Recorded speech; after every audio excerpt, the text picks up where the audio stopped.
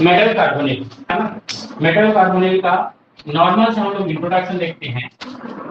Introduction, तो introduction में बताया क्या जाता है, तो इसमें बताया जाता है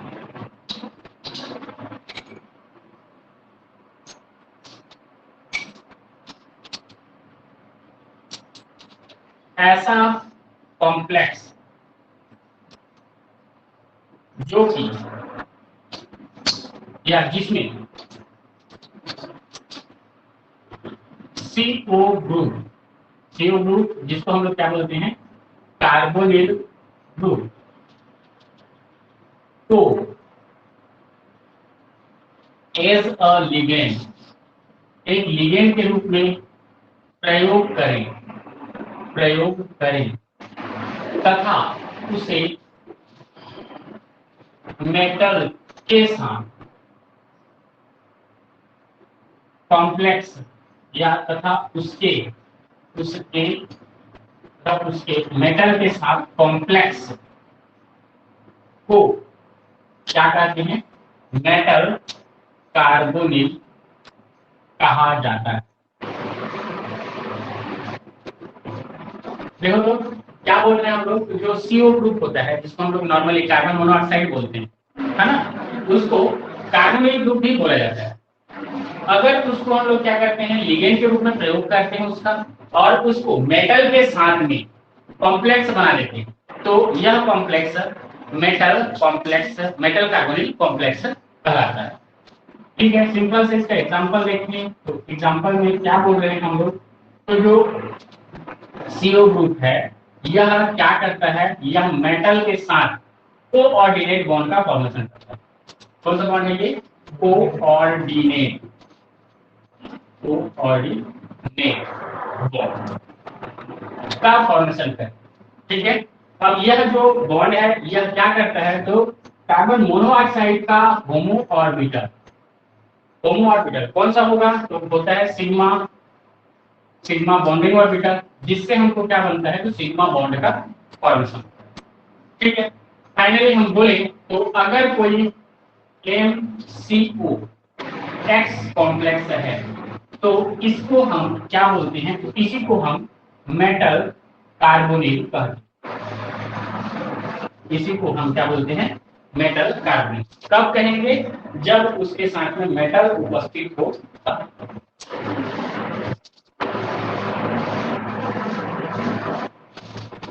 यहाँ पे बताया जाता है कि जो मेटल होते हैं, मेटल का ऑक्सीडेशन स्टेट जो कि कार्बोनिल के साथ बनते हैं, या मेटल कार्बोनिल में मेटल का ऑक्सीडेशन स्टेट लोअर लाइक 0, 1 होता है। क्या बोल रहे हैं, मेटल कार्बोनिल का ऑक्सीडेशन स्टेट 0 या फिर 1 होता है, किसमें, तो किसमें, मेटल कार्बोनिल। मेटल कार्बोनिल में हमेशा मेटल का जो ऑक्सीडेशन स्टेट होगा वो ज्यादा से ज्यादा 1 तक जाएगा, उससे ज्यादा नहीं जाएगा। क्लियर है, तो 0 हो सकता है या तो 1 हो सकता है। ठीक है, तो ये हो गया। अब इसमें देखते हैं बॉन्डिंग, तो बॉन्डिंग कैसा होता है, तो बॉन्डिंग के बेसिस पर इसका बताते हैं हम लोग ऐसा। बॉन्डिंग, नॉर्मल बॉन्डिंग की बात कर रहे हैं, बॉन्डिंग इन मेटल कार्बोनिल अलग से पढ़ेंगे, लेकिन फिलहाल के लिए क्या है, तो उसका नॉर्मल बॉन्डिंग कैसा होता है। तो इसमें बताया है कि जो मेटल है, मेटल का जो वैकेंट ऑर्बिटल होगा वह क्या करता है, तो वह इसके कार्बोनिल ग्रुप में उपस्थित जो फील्ड ऑर्बिटल होता है। ठीक है, तो यहाँ पे देखो पॉजिटिव साइन क्यों दिया, ये क्या है, तो ये होगा वैकेंट ऑर्बिटल और ये होता है इसका फील्ड ऑर्बिटल। लेकिन साइन को प्लस प्लस क्यों दिया, जोड़ रहे हैं तो क्या होता है, सेम डायरेक्शन वाले ही जुड़ते हैं। मतलब प्लस के साथ माइनस जुड़ जाता है तो एंटी बॉन्डिंग इंटरेक्शन होता है, प्लस के साथ प्लस को जोड़ोगे तो बॉन्डिंग इंटरेक्शन होता है, और माइनस के साथ माइनस को जोड़ोगे तो बॉन्डिंग इंटरेक्शन होता है। बैक साइड इंटरेक्शन पढ़ेंगे ना, बस वही कॉन्सेप्ट है, इसलिए प्लस प्लस लिखा है। इसमें से एक क्या होगा, वैकेंट ऑर्बिटल, जो कि कैसा होगा, जिसका कैरेक्टर लोमो का होगा, लोएस्ट अनऑक्युपाइड और मॉलिक्यूलर ऑर्बिटल। और इसमें सॉरी ये क्या होगा कि ये एक्सेप्ट करने वाला होगा, ये क्या होगा कि ये होगा डोनर। कौन सा, इसमें क्या होगा तो होमो होगा। होमो मतलब हाईएस्ट ऑक्युपाइड मॉलिक्यूलर ऑर्बिटल, जिसमें हाईएस्ट संख्या में ऑर्बिटल में क्या होता है, इलेक्ट्रॉन पाया जाता है। ठीक है, और इस ये क्या होता है, ये एक्सेप्टर का काम करता है। एक्सेप्टर कौन, मेटल में उपस्थित जो ऑर्बिटल होगा वो एक्सेप्टर का काम करेगा, और कार्बोनिल पर जो उपस्थित फ्री ऑर्बिटल होता है वह डोनर का काम करता है। ठीक है, तो इससे हमको क्या मिल जाता है, इससे हमको ये मिलता है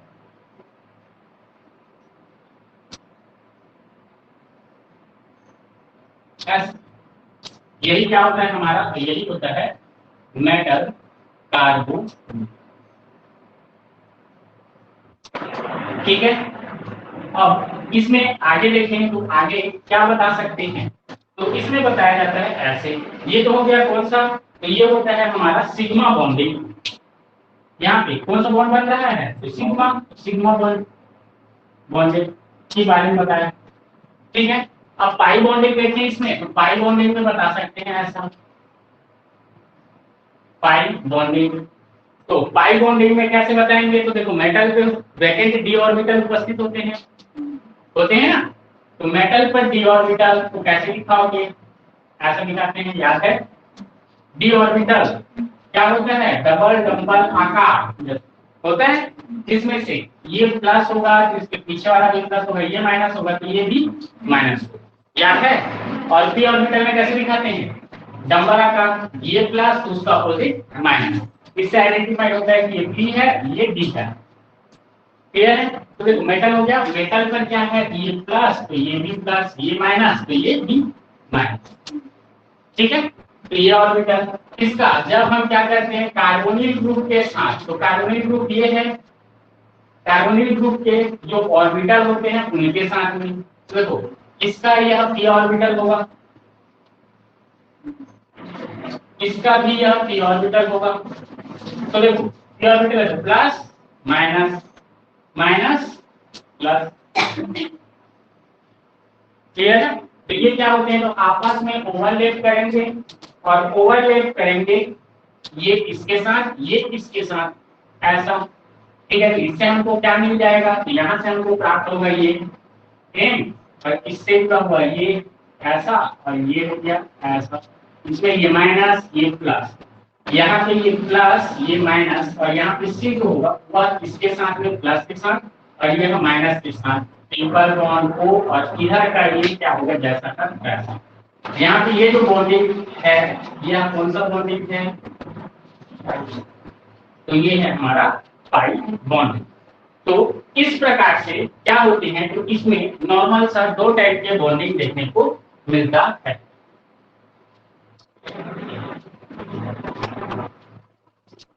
इसमें नॉर्मल सा दो टाइप का बॉन्डिंग देखने को मिलता है।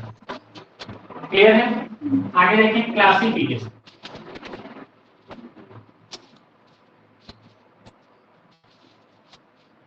ठीक है, तो क्लासिफिकेशन क्या होता है, तो मेटल फॉर्मूलिन को जो है क्लासिफाइड करें तो इसको जो है कई बेसिस पर करते हैं। तो पहला बेस है on the basis of, on the basis of क्या है, तो लिगेंड, लिगेंड्स के बेस पर इसको हम लोग क्लासिफाई कर रहे हैं, इसको मेटल कार्बोनेट। तो यहाँ पे क्लासिफिकेशन ऑफ मेटल कार्बोनेट लिख देते हैं, मेटल कार्बोनेट,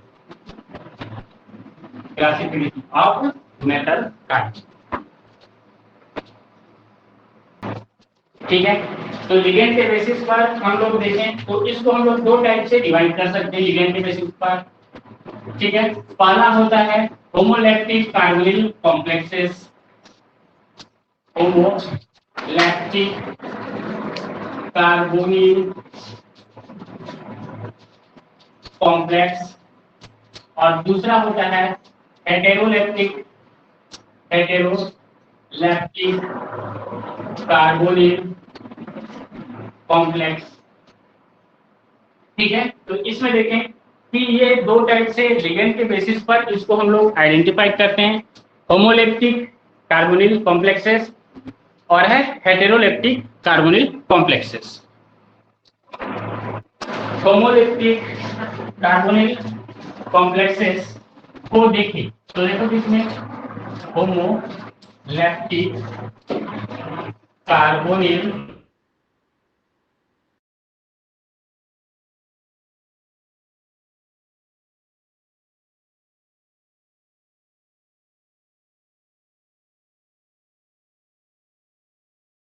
ऐसा कॉम्प्लेक्स है,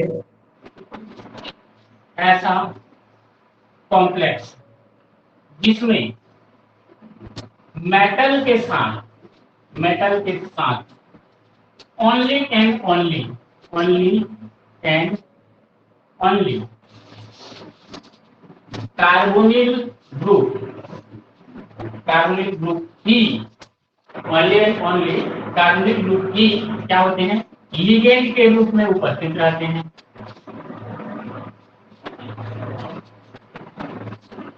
लिगेंड्स के रूप में प्रेजेंट होती हैं। उन्हें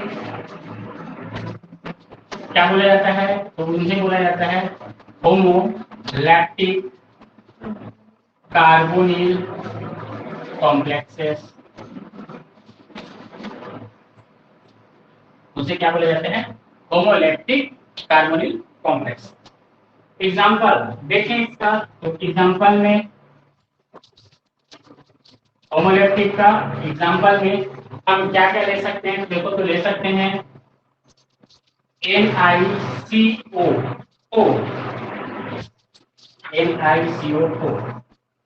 ठीक है। अगला देखो इसमें दिया हुआ है CrCO6, FeCO5, CO2, CO8, NN2CO10, Fe3CO12, इसके अलावा है IR4CO12। इसके अलावा भी और बहुत सारे एग्जाम्पल देखने को मिल सकते हैं। देखो परिभाषा क्या बोला इसको समझ लो। परिभाषा बोला कि मेटल के साथ सिर्फ और सिर्फ कार्बोनिल ही लिगेंड के रूप में उपस्थित रहेंगे, कार्बोनिल ग्रुप ही लिगेंड के रूप में उपस्थित रहेंगे, तो उसको हम क्या बोलेंगे, उसको बोलेंगे होमोलैक्टिक कार्बोनिल कॉम्प्लेक्सेस। तो देखो यहाँ पे लिगेंड कितने हैं, 4, और चारों के चारों क्या हैं, कार्बोनिल। क्लियर है, होमोलैक्टिक होगा। यहाँ 6 लिगेंड है, 6 के 6 कार्बोनिल है। 5 लिगेंड है, पांचों के पांचों क्या है, हाँ। यहाँ पे देखिए तो यहाँ पे लिगेंड कितने हैं, 10 है। 10 लिगेंड में से 10 के 10 क्या है, कार्बन। मतलब समझना क्या, अगर कोई मेटल कॉम्प्लेक्सेस है और उस मेटल कॉम्प्लेक्स में जितने लिगेंड है और ये सब लिगेंड कैसे हो, कार्बोनिल के अगर बराबर हैं तो वो कहलाते हैं होमोलैक्टिक कार्बोनिल कॉम्प्लेक्स। क्लियर है। अगला देखिए, तो अगला है हमारा हेटेरोलैक्टिक कार्बोनिल, हेटेरोलैक्टिक कार्बोनिल कॉम्प्लेक्स। बोलो क्या हो जाएगा हेटेरोलैक्टिक में, कार्बोनिल के अलावा, हाँ कार्बोनिल के अलावा भी कोई अदर लिगेंड भी प्रेजेंट हो तो उसको हम लोग बोलेंगे हेटेरोलैक्टिक कार्बोनिल कॉम्प्लेक्स। तो यहाँ पे लिख सकते हैं ऐसा कॉम्प्लेक्सेस या ऐसा कॉम्प्लेक्स जिसमें मेटल के स्थान पर के साथ, मेटल के साथ कार्बोनिल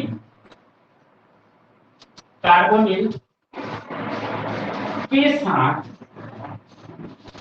अदर लिगेंड उपस्थित हो सकते हैं, ग्रुप लिगेंड प्रेजेंट हो तथा क्या है, मेटल के साथ उपस्थित हो तो ऐसे कार्बोनिल कॉम्प्लेक्सेस को क्या कहा जाता है? हेटेरोलैक्टिक, हाँ, कार्बोनिल कॉम्प्लेक्सेस कहा जाता है, कॉम्प्लेक्सेस कहा जाता है। बोलो, क्लियर है ये चीज? एग्जाम्पल, तो इसमें एग्जाम्पल देखें तो इसमें एग्जाम्पल बता सकते हैं हम लोग।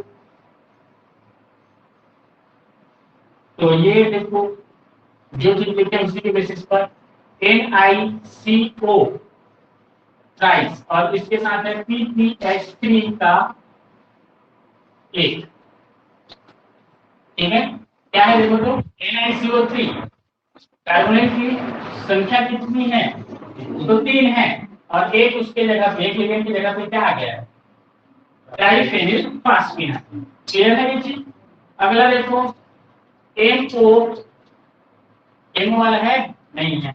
MO के साथ देखें तो CO ट्राइस और है PPH3 का ट्राइस,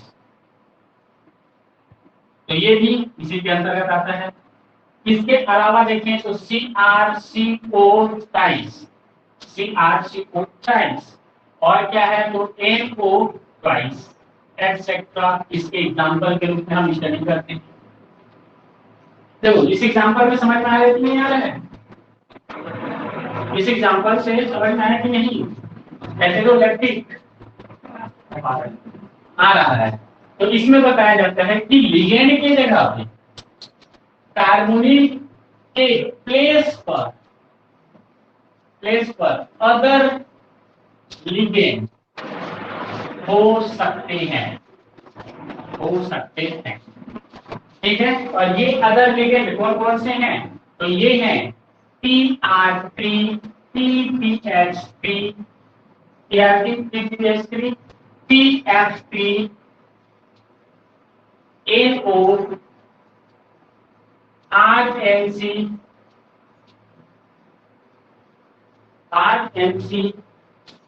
PH3 एक्सेट्रा हो सकता है, ठीक है? उसके जगह पे क्या क्या आ गए?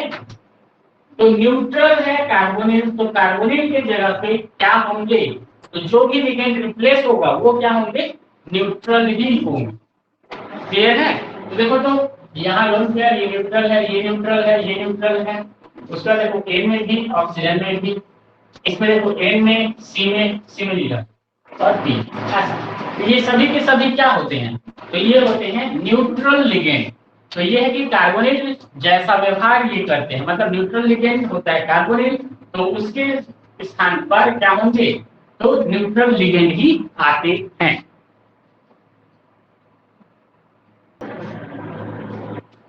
दूसरा टाइप का क्लासिफिकेशन देखते हैं हम लोग, तो किसके बेसिस पर देखते हैं? तो on the basis of, on the basis of number of metal atom. क्या कर रहे हैं हम लोग? अब देख रहे हैं, पहले तो देखे कार्बोनिल के बेसिस पर, लिगेंड के बेसिस पर, अब देख रहे हैं हम लोग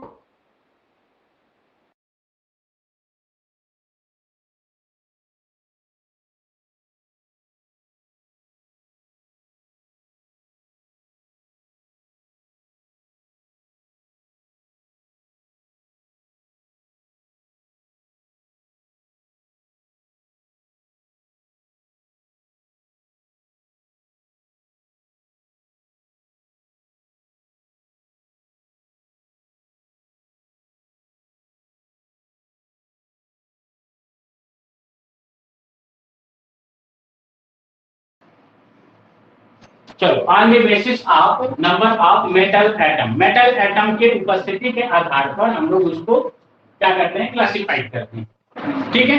तो देखो, तो इसको मेनली हम लोग 2 टाइप से क्लासिफाइड करते हैं।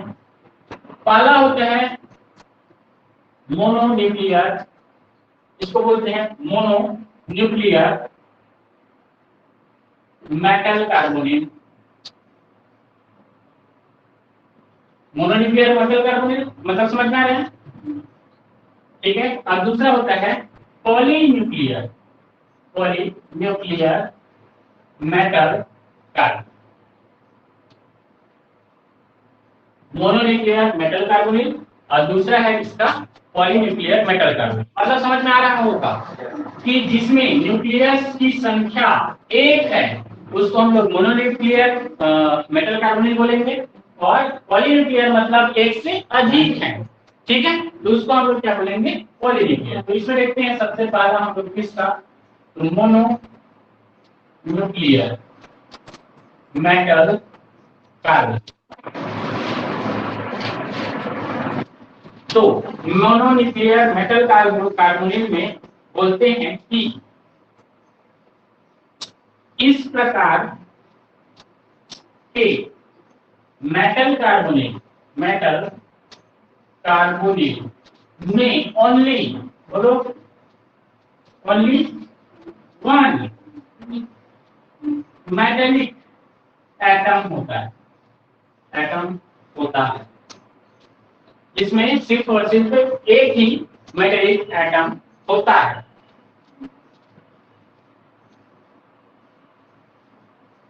तथा कार्बोनिल के द्वारा किसी भी प्रकार का ब्रिज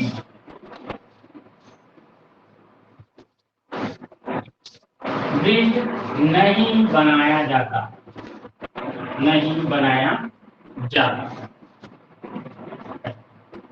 इसे हम क्या बोलते हैं? इसे ही हम मोनोन्यूक्लियर मेटल कार्बोनिल कहते हैं। जैसे एग्जांपल देखें तो एग्जांपल में हम बता सकते हैं NiCO4। तो देखो NiCO4 को कैसे दिखाते हैं हम लोग? ऐसा दिखाते हैं, CO यहाँ, CO यहाँ, CO यहाँ, CO यहाँ। ठीक है, तो ये क्या हो गया? किसी प्रकार से ब्रिज बनाया क्या? नहीं बनाया। कार्बोनिल के बीच में ब्रिज कहीं भी नहीं बनाया। तो ये क्या होता है? ये होता है मोनोन्यूक्लियर मेटल कार्बोनिल। ठीक है, इसके अलावा देखें तो इसके अलावा है CrCO6। तो Cr देखो, Cr मेटल में है, ये क्या हो जाएगा? ये हो जाएगा ऐसा, CO CO CO CO CO और ये CO। इसमें भी देखो कहीं पे ब्रिज है क्या? नहीं है, तो ये भी क्या होगा? मोनोन्यूक्लियर। ठीक है, इसके अलावा देखें तो FeCO5, FeCO5, इसको देखोगे तो Fe हो गया। Fe से क्या होंगे?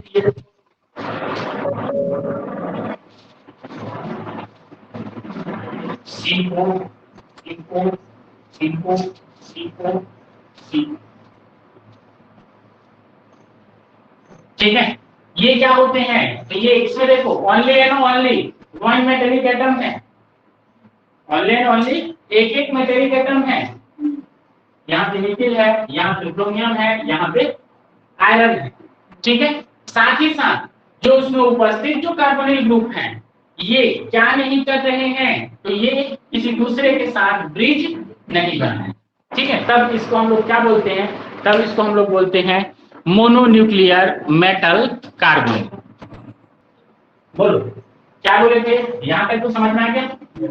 अब इसके बाद दूसरा है पॉलीन्यूक्लियर मेटल कार्बोनिल। ठीक है, तो पॉलीन्यूक्लियर मेटल कार्बोनिल देखिए, तो इसमें क्या बोलोगे? पॉलीन्यूक्लियर मेटल कार्बोनिल में मेटल है सर।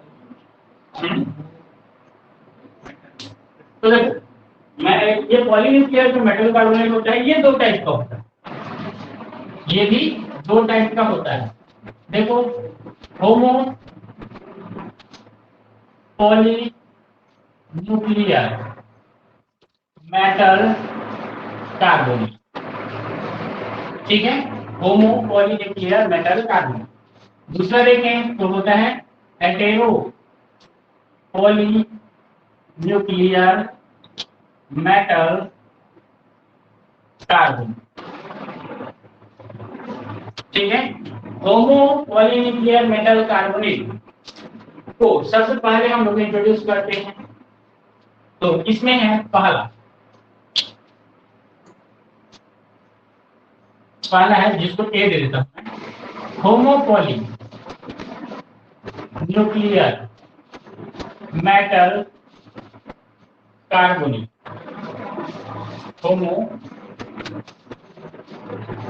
होमोपॉलीन्यूक्लियर मेटल कार्बोनेट किसको बोलेंगे बताओ तो? ठीक है, तो यहां पे ऐसा बता सकते हैं, ऐसा मेटल कार्बोनेट जिसमें मेटल की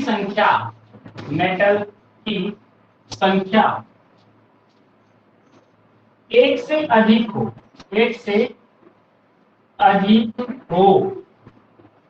लेकिन मेटल एक एलिमेंट, तो एलिमेंट्स बोल दिया मतलब समझ में आ गया, एलिमेंट मतलब एक ही तत्व हो। ठीक है, तो उसको हम लोग क्या बोलते हैं? होमो पॉलीन्यूक्लियर, बोलो, मेटल कार्बोनेट।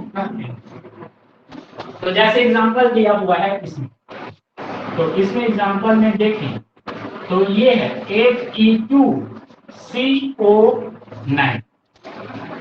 क्या दिया है? Fe2CO9।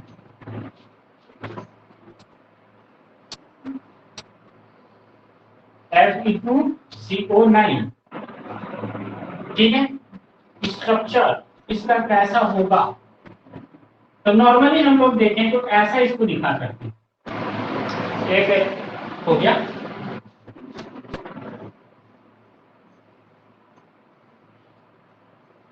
CO CO CO CO और CO। और यह क्या होता है? तो यहाँ पे जो 3 कार्बोनाइल ग्रुप होते हैं वे कैसे होते हैं? ब्रिज के रूप में रहते हैं।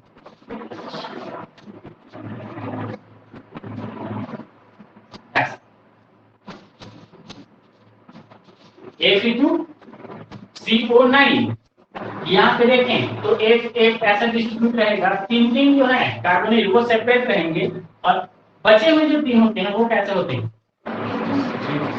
ब्रिज के। क्लियर है? तो इसको हम क्या बोलते हैं? तो ये होगा, उसको आगे देखेंगे ये क्या होगा उसकी। ठीक है, आगे देखो इसका अगला एग्जांपल, तो N दिया हुआ है ट्वाइस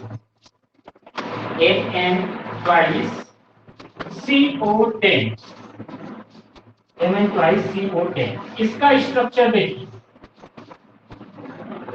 तो इसका स्ट्रक्चर देखने को मिलता है हमको Mn से Mn बॉन्ड रहेगा, Mn से Mn बॉन्ड, और देखोगे यहाँ पे 5 एक साइड, ये हो गया 2 3 4 और ये 5, CO CO CO CO और ये है CO।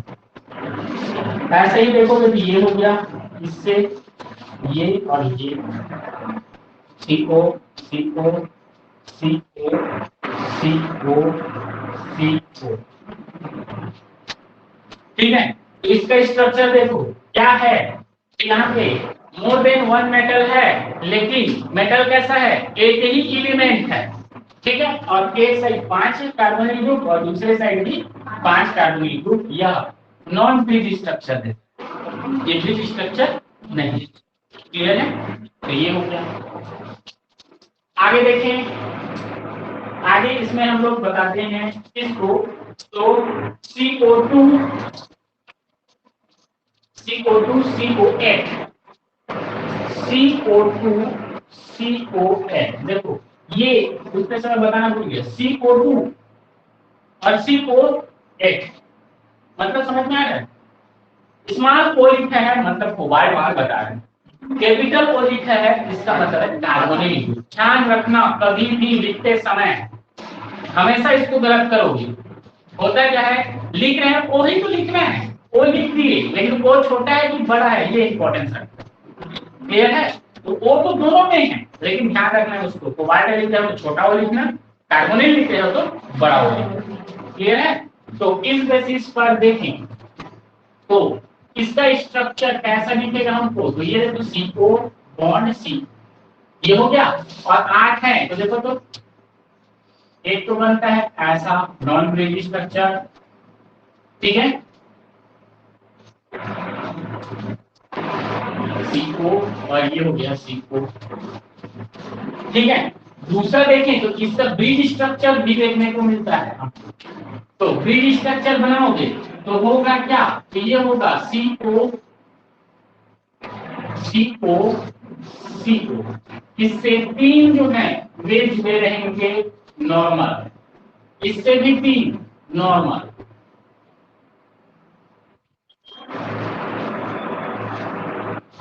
ऐसा नॉर्मल हो गया।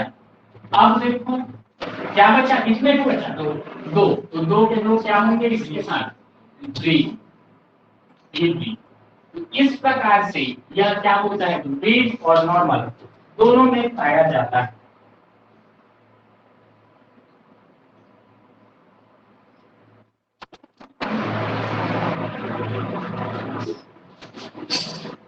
बोलो समझ में आया ये? अगला है किसमें, तो बी है किसका, hetero poly nuclear metal carbon,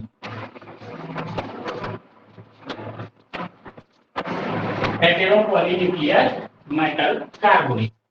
क्या बोलना पसंद करोगे, बोलो इसी परिभाषा को कॉपी करोगे, क्या लिखोगे, ऐसा metal carbonate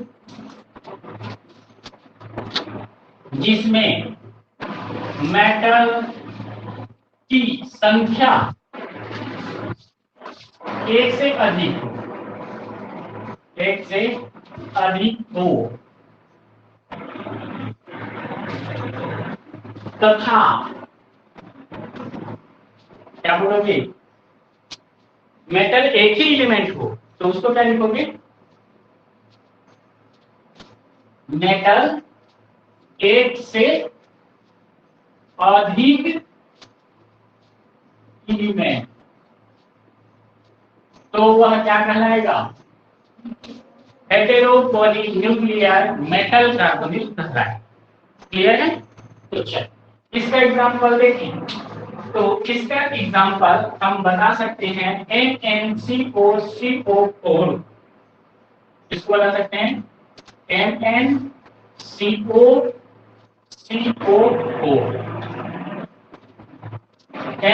NnCO4,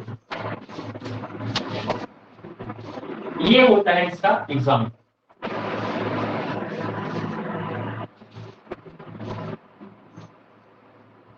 NnCO4,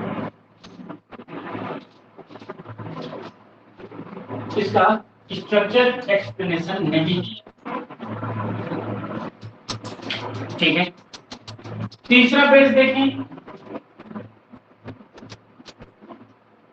on the basis of क्या बोलोगे, ब्रिज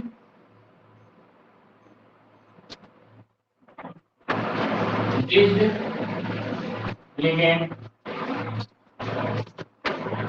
लिगेंड्स कैसे होंगे, अब ब्रिज होंगे, अगर ब्रिज में है तो उसको ब्रिज बोलेंगे, नॉन ब्रिज में है तो नॉन ब्रिज। तो देखो इसको बोलेंगे हम लोग नॉन ब्रिज्ड मेटल कार्बोनेट। अगला को क्या बोलेंगे, ब्रिज्ड मेटल कार्बोनेट। क्लियर है? तो देखो तो इसको एक को हम क्या बोलते हैं, नॉन ब्रिज। नॉन ब्रिज मतलब समझ में आ रहा है, जिसमें ब्रिज उपस्थित ना हो उसको हम बोलेंगे नॉन ब्रिज, ठीक है। तो नॉन ब्रिज में एग्जांपल कौन कौन से हैं, तो देखो तो NiCO4 जो लिए थे, ठीक है, FeCO5 लिए थे, CrCO6 लिए थे,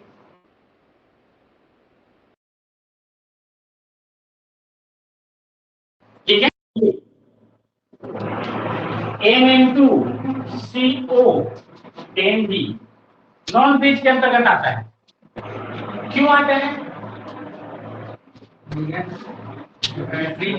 ब्रिज नहीं है उसमें, क्योंकि उसमें स्ट्रक्चर ये देखें, देखो देखें तो ब्रिज स्ट्रक्चर नहीं है, तो इसलिए यह नॉन ब्रिज मेटल कार्बोनिल के अंतर्गत आते हैं। भले ही ये पॉलीन्यूक्लियर है, भले ही ये पॉलीन्यूक्लियर है, फिर भी इसमें ब्रिज नहीं बन रहा है, मतलब नॉन ब्रिज के अंतर्गत। क्लियर है? अब अगला इसका देखो तो बी क्या बोलता है? तो ब्रिज मेटल कार्बोनेट। तो इसके एग्जांपल में बताओ क्या लिखोगे? तो क्या क्या लिखोगे? Fe2CO9 ये आता है, उसके अलावा CO2CO8 आता है, ठीक है, साथ ही साथ NNCO भी आता है इसी के अंतर्गत।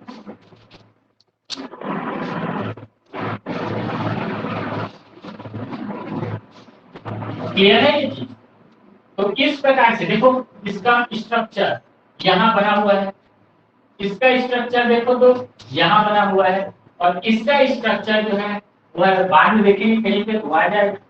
ठीक है, वह भी कैसा होता है? ये भी ब्रिज में होता है। तो इस प्रकार से हम लोग क्लासिफाइड करते हैं मेटल कार्बोनिल को।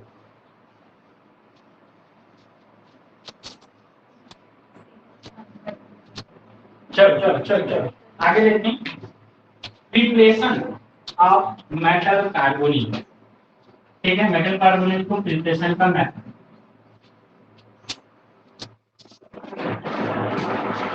Preparation of metal carbonyl.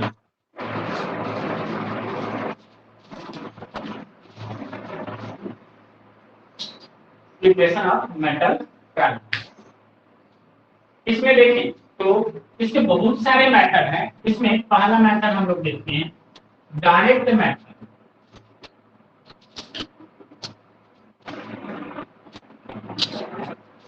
Direct method में देखो क्या बताता है? तो डायरेक्ट मेथड में बताता है कि कोई मेटल जब हम डायरेक्ट मेटल कार्बोनिल के साथ रिएक्शन करा रहे हैं, तो डायरेक्ट रिएक्शन करा रहे हैं, लेकिन क्या है यहाँ पे? तो एक बार प्रेशर ले रहे हैं हम लोग और 25 अंश सेंटीग्रेड टेम्परेचर ले, ठीक है, इतने पर डायरेक्ट रिएक्शन करा रही है। तो डायरेक्ट रिएक्शन कराने पर हमको क्या प्राप्त होता है? तो मेटल कार्बोनिल प्राप्त होता है, और वो मेटल कार्बोनिल कौन सा है? कौन सा है? नेट्रा, हाँ, निकेल टेट्रा कार्बोनिल कंपाउंड, ठीक है, या कॉम्प्लेक्स, ये प्राप्त हो जाता है। इसी प्रकार से दूसरा देखें तो ये देखो तो Fe आयरन है, आयरन का 5 कार्बोनिल कंपाउंड के साथ रिएक्शन कराते हैं। क्या ले रहे हैं? तो 100 बार ले रहे हैं और टेम्परेचर ले रहे हैं 150 डिग्री सेल्सियस। तो यह रिएक्शन कर जाता है और रिएक्शन करके क्या बनाता है? तो आयरन का पेंटा कार्बोनिल कॉम्प्लेक्स बनाता है। बोलो क्लियर है? तो ये हो गया हमारा डायरेक्ट मेथड। डायरेक्ट मेथड से हम लोग इस प्रकार से यह कॉम्प्लेक्स का फॉर्मेशन करते हैं। दूसरा देखिए, तो दूसरा इसमें बोलता है रिडक्टिव कार्बोक्सिलेशन, कार्बोनिलेशन। रिडक्टिव कार्बोनिलेशन मतलब रिडक्शन कराएंगे और साथ ही साथ कार्बोनिलेशन कराएंगे, मतलब कार्बोनिल ग्रुप का एडिशन। और रिडक्शन मतलब अपचयन। अपचयन होता है, क्या होता है? अपचयन। रिडक्शन किसको बोलते हो? तो हाइड्रोजन को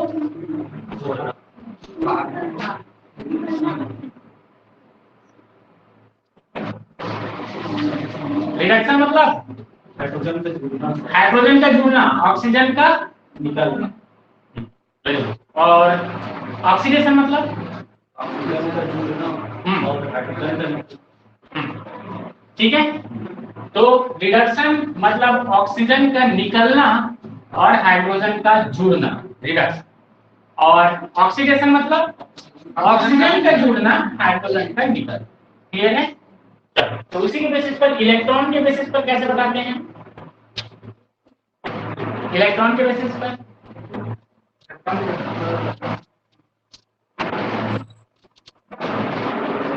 ऑक्सीजन से रिलेट करो, ऑक्सीजन जुड़ना मतलब माइनस जुड़ना, इलेक्ट्रॉन जुड़ना। ठीक है, तो इलेक्ट्रॉन अगर ऐड हो रहा है तो क्या होगा? ऑक्सीडेशन। और ऑक्सीजन इलेक्ट्रॉन निकल रहा है तो रिडक्शन। यही तो होगा। क्या है कंफ्यूजन? चलो आगे देखिए। तो देखो ये रिडक्टिव एलिमिनेशन हम लोग 3 प्रोसेस से कराते हैं। तो पहला प्रोसेस है यूजिंग ए रिड्यूसिंग एजेंट। देखो तो यूज कर रहे हैं हम लोग किसका? रिड्यूसिंग एजेंट, ऐसा एजेंट जो कि रिडक्शन कराने में हेल्प करे, उसको हम लोग बोलते हैं रिड्यूसिंग एजेंट। तो एक रिएक्शन दे रहे हो तो NCl3, इसका जब हम रिएक्शन रिड्यूसिंग एजेंट आर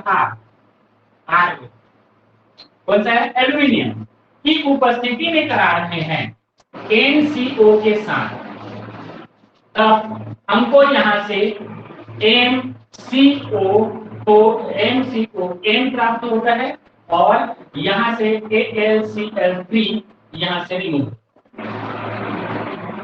ठीक है, ये क्या है? मेटल हैलाइड है। मेटल हैलाइड का जब हम रिएक्शन रिड्यूसिंग एजेंट की उपस्थिति में, जिसको हम लिए हैं एल्यूमिनियम की उपस्थिति में, हम N कार्बोनिल ग्रुप के साथ करा रहे हैं, तब हमको क्या मिल रहा है? मेटल कार्बोनिल मिल रहा है, जो क्या है? तो मेटल कार्बोनिल की संख्या N है, ऐसा कॉम्प्लेक्स मिल रहा है, और साथ ही साथ AlCl3 यहां से। क्लियर है? तो यहाँ पे रिड्यूसिंग एजेंट की उपस्थिति में यह रिएक्शन करा है। अब इसका देखो तो एग्जांपल में अगर ये ले लूं CrCl3 ले लूं, एल्यूमिनियम के साथ इसका रिएक्शन 6CO2 के साथ करा रहे हैं। ठीक है, क्या बनेगा बोलो? CrCO6 plus AlCl। क्लियर है? ठीक है, तो इस बेसिस पर यह रिएक्शन होगा। इसके अलावा देखो तो इसके अलावा ये दिया हुआ है MOCl5 दिया है। क्या दिया है? MOCl5, और इसको 5 molecule of sodium, sorry 5 sodium atom के साथ करा है, 5 सोडियम एटम के साथ, और 6CO2 इसकी उपस्थिति में 6CO2 के साथ करा है। क्या होगा? बोलो, ये बनेगा MOCO6 और 5NaCl निकलेगा। क्लियर है इतना? तो यहाँ पे यह भी क्या है? सोडियम भी क्या है? Reductive agent. ये भी क्या है? Reductive agent.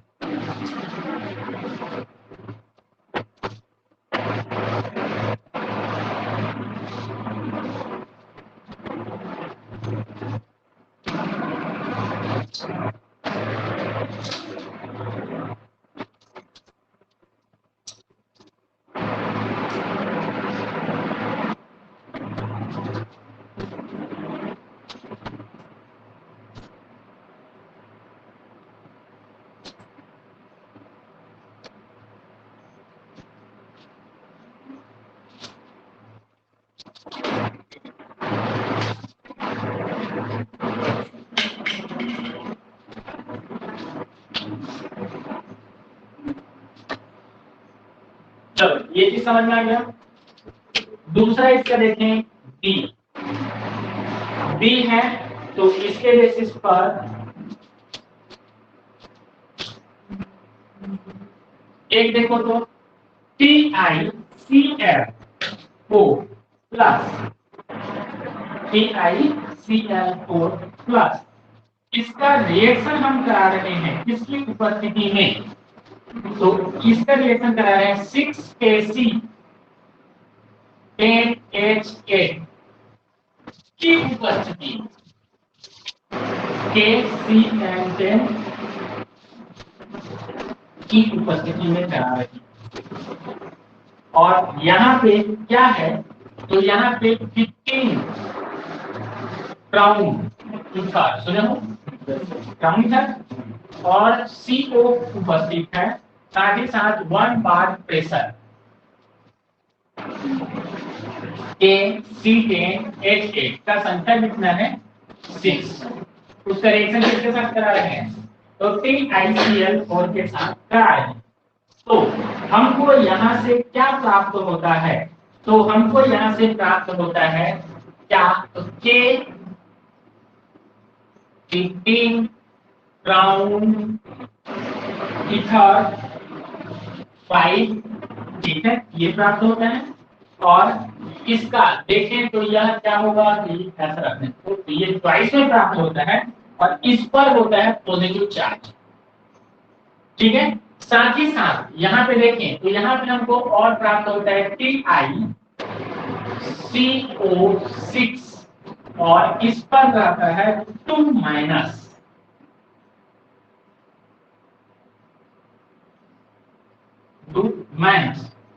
ठीक है। इसके अलावा 4KCl एंड इससे प्राप्त होता है 6C10H8, ये हमको प्राप्त होता है। तो देखो तो इसका मतलब क्या हो गया, क्राउन इथर जो है एक प्रकार से लिगेंड का काम कर रहा है, ठीक है। तो लिगेंड क्या होता है, तो यह किसके साथ जुड़ जाता है, लिगेंड किसके साथ जुड़ रहा है, पोटेशियम के साथ, पोटेशियम के साथ ये है, इसको रिप्लेस कर देता है, वो हाइड्रोजन ग्रहण करके ये बना लेता है, या इलेक्ट्रॉन ग्रहण करके ये बना लेता है। अगेन देखोगे तो K जो है, K में से 2 K जो है वह क्राउन इथर के साथ ट्वाइस कॉम्प्लेक्स बना रहा है जिस पर +1 है, ठीक है। इसकी टोटल की संख्या 2 है, तो प्लस की संख्या कितनी हो जाएगी, 2 हो जाएगी। आगे देखो Ti है वह क्या कर रहा है, तो ये कार्बोनिल ग्रुप है, कार्बोनिल ग्रुप के 6 के साथ मिल करके ये कॉम्प्लेक्स बनाया जिस पर है 2 माइनस और ऊपर वाले पे है 2 प्लस, ये आपस में एक साथ रहेंगे तो न्यूट्रल रहेंगे, क्योंकि 2 माइनस ये दे रहा है, 2 प्लस वो ग्रहण कर रहा है, क्लियर है, ये हो गया। और देखो इसमें से 2 का यूज किए हैं क्राउन इथर के लिए, बचा कितना, पोटेशियम का 2 क्राउन इथर के लिए यूज किया है, 4 बचा, तो 4 क्या होगा, Cl के साथ जुड़ेगा, तो 4Cl और 4K 4KCl, क्लियर है। 6 संख्या में ये है, तो 6 का 6 ये आ गया, एक इलेक्ट्रॉन प्राप्त करके ये बना करके अलग हो गया, क्लियर है। तो इस प्रकार से यहाँ हम देखें रिडक्टिव कार्बोनिलेशन प्रोसेस के द्वारा क्या होता है, इस प्रकार का कंपाउंड का फॉर्मेशन करते हैं। आगे देखते हैं और filtration method.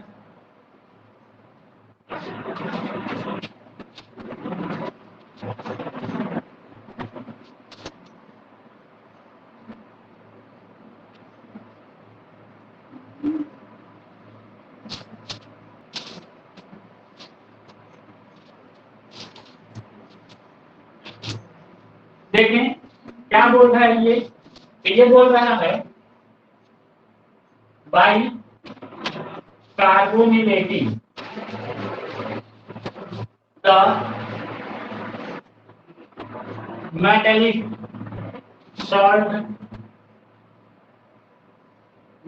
salts with CO in presence of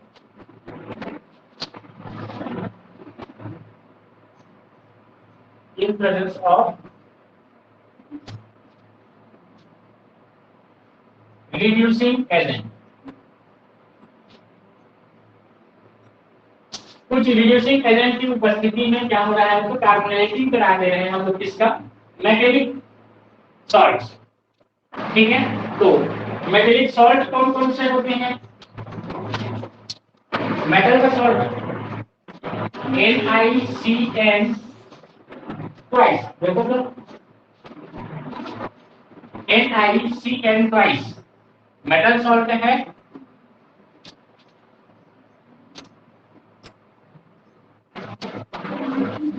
metal salt है,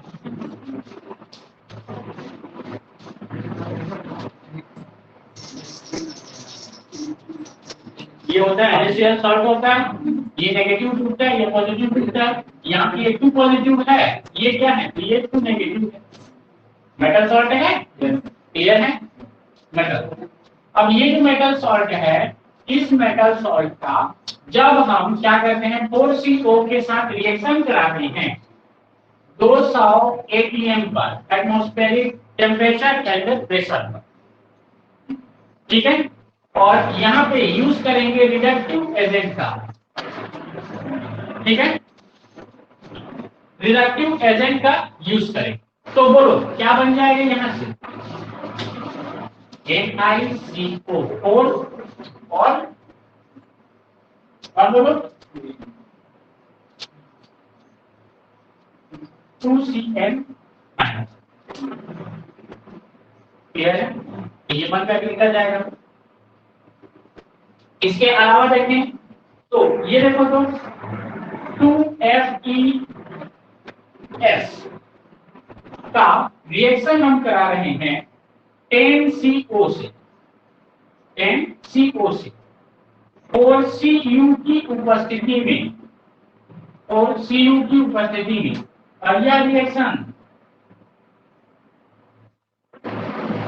200 सेंटीग्रेड पर 200 atmospheric atmospheric pressure and temperature पर, एटमॉस्फेरिक प्रेशर पर करा रहे हैं, ठीक है। तो क्या मिलेगा यहां से बोलो Fe2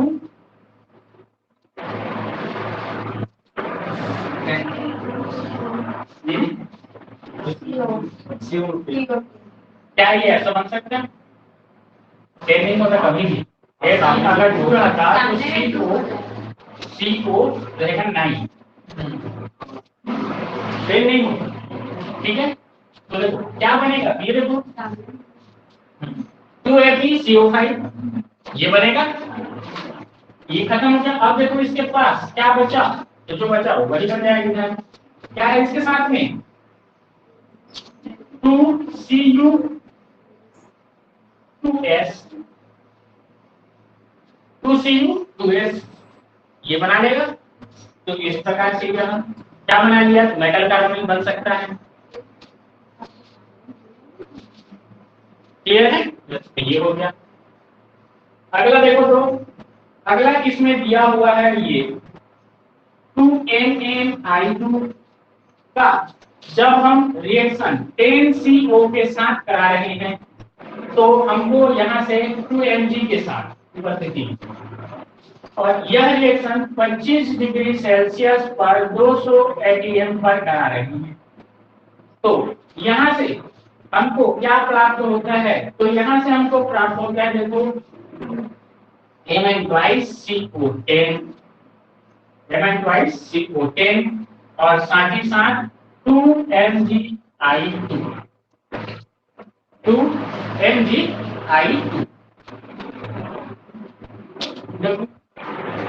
बन रहा है। मैग्नीशियम संख्या कितनी है 2, तो 2 मैग्नीशियम। कार्बोनिल ग्रुप की संख्या 10, तो 10। I2 की संख्या I2 की संख्या 2 है, क्योंकि सामने 2 है, तो I2 2 है इसमें। Mg की संख्या 2, क्लियर है, सही है। इस बेसिस पर ये बनता है, ये बन गया मेटल कार्बोनिल। इसके अलावा देखें तो इसके अलावा है CrCl3 का जब रिएक्शन हम लोग 6CO के साथ कराते हैं, 6CO के साथ कराते हैं 3 हाइड्रोजन की उपस्थिति में, जो कि प्राप्त होता है lithium hydrogen, lithium aluminium hydride से, और इसके लिए टेम्परेचर 175 डिग्री सेल्सियस पर, साथ ही साथ यहाँ पे देखें तो 70 atm पर यह रिएक्शन होता है।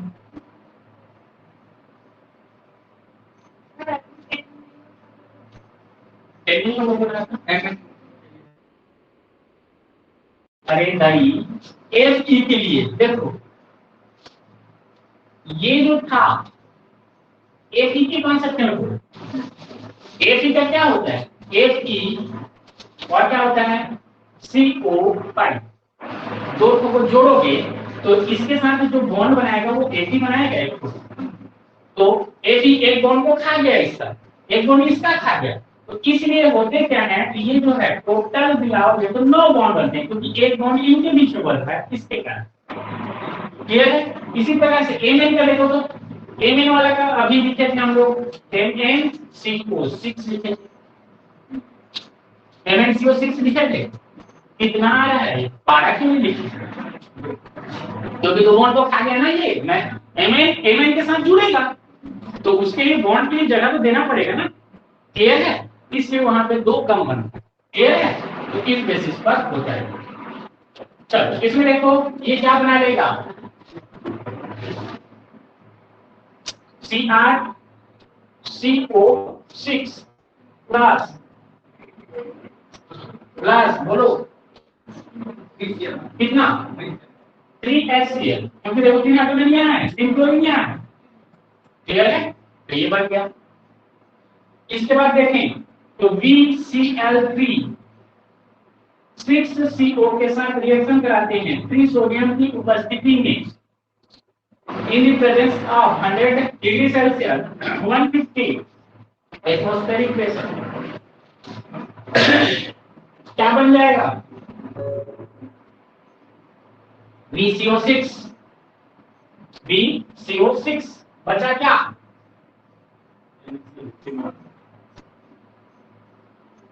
कितना NaCl बनेगा, कितना बनेगा। क्लियर है? तो इस बेसिस पर बनता है। और बताएंगे डस्ट और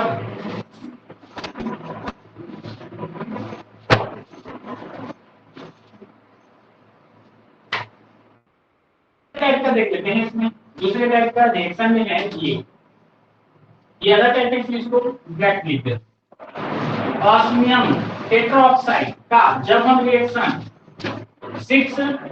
9 कार्बोनिल ग्रुप के साथ करते हैं 100 डिग्री सेल्सियस पर 5 atm एटमॉस्फेरिक प्रेशर का, तब हमको क्या प्राप्त होगा, तो यहां से प्राप्त होता है OSCO6 और क्या बचा बोलो,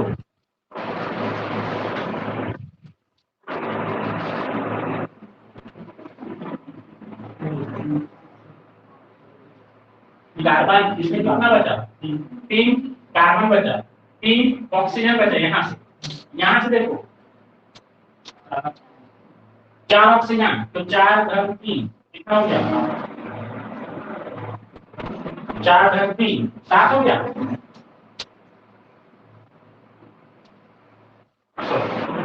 ये 5, अब बोलो यहां पे कितना बचा, 4 कार्बन और 4 दूनी 8 ऑक्सीजन। ठीक है? C और O क्या बनाएगा, CO2 कितना बन गया, बोलो क्लियर है? तो इस बेसिस पे ये बनता है। इसके अलावा देखेंगे ये दिया हुआ है R(O7), इसका जब हम 17 CO के साथ रिएक्शन कराते हैं 25 डिग्री सेल्सियस पर 200 atm पर, तो यहां से हमको प्राप्त होता है R(2)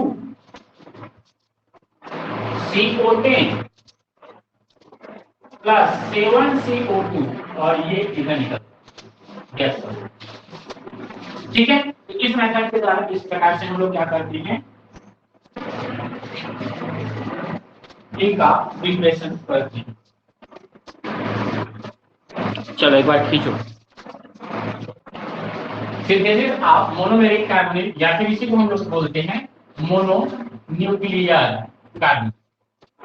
तो ये है जब हम रिएक्शन यूवी की उपस्थिति में कराते हैं। यूवी क्या होता है, अल्ट्रावायलेट लाइट। ठीक है? यह रेस किसकी उपस्थिति में कराते हैं? तो हमको यहाँ से क्या प्राप्त होता है? तो यहाँ से प्राप्त होता है Fe2CO9 प्लस CO जो है कार्बन मोनोऑक्साइड के रूप में यहाँ से बाहर। ठीक है, तो ये हो गया।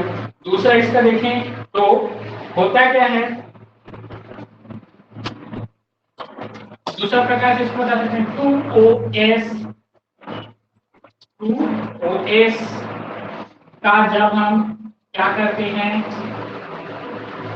OS का हम क्या करते हैं, टाइप है मोनोमेरिक है। इसका जब हम हीट करते हैं, जब हम हीट करते हैं, हीट करेंगे तो यहां से हमको प्राप्त होता है OS का ट्वाइस CO9 प्लस CO।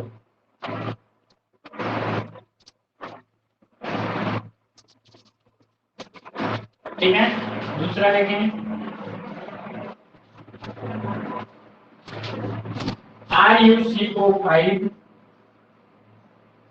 का जब हम हीट करते हैं, हीट करने पर प्राप्त होता है RuCO9 प्लस CO बाहर। ठीक है, तो इस बेसिस पर यह बनता है। क्या कर रहे हैं देखो, तो सिंथेसिस कर रहे हैं हम लोग किससे, तो मोनो न्यूक्लियर कार्बोनिल से या फिर मोनोमेरिक कार्बोनिल। क्लियर है? किसका, यहाँ पे फिलहाल के लिए डाई डाई डाई है, तो di nuclear carbonyl compound. Clear है? चौथा है ये था। पांचवा देखें, preparation of MOCO6 WCO6 and FeCO6। इसमें पर्टिकुलर प्रिपरेशन बोल, प्रिपरेशन ऑफ MOCO6 WCO6 और है FeCO5।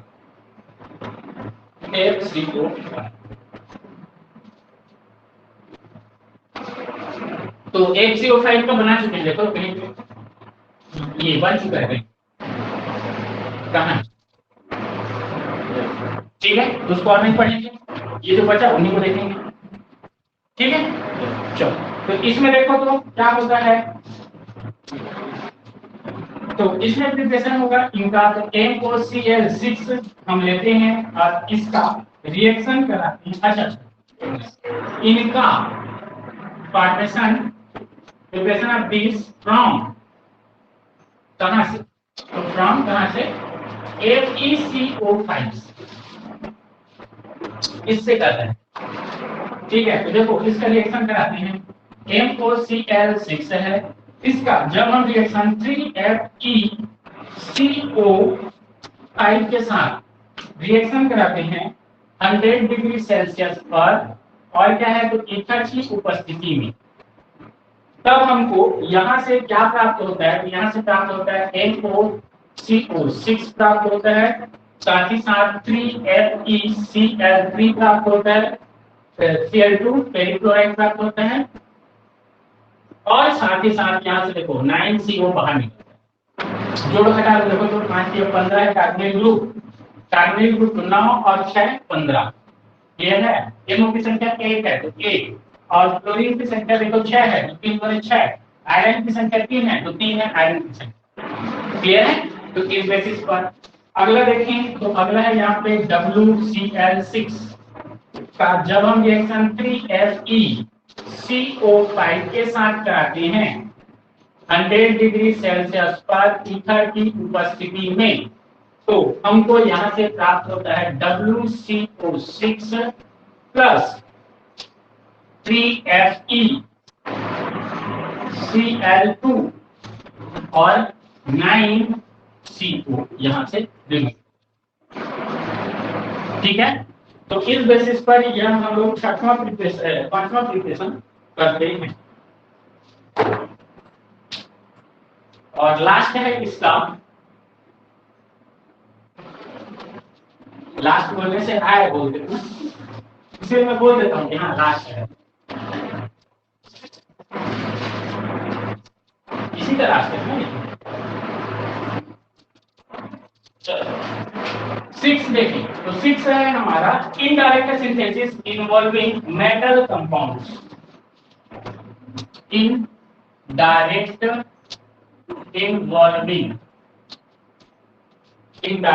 Involving metal compound. Metal जो कंपाउंड होते हैं वह कैसे होते हैं, तो इनडायरेक्ट इन्वॉल्विंग से हम लोग कैसे बनाएंगे, मतलब यहाँ पे मेटल कंपाउंड क्या है, तो डायरेक्ट इन्वॉल्व कर रहा था, मेटल कंपाउंड है, मेटल कॉम्प्लेक्स है, आपस में डायरेक्ट इन्वॉल्व हुए, लेकिन यहाँ पे ये डायरेक्ट इन्वॉल्व नहीं होते हैं। तो जैसे इसमें बता रहा है 2NiX2, इसका जब हम रिएक्शन 2NCO के साथ कराते हैं, 2NCO के साथ कराते हैं, तो क्या मिलेगा बोलो, तो 2NiCON ये मिलेगा 2NiCON, और इसके साथ जुड़ा रहेगा X, और साथ ही साथ यहाँ पे हमको मिलेगा X2।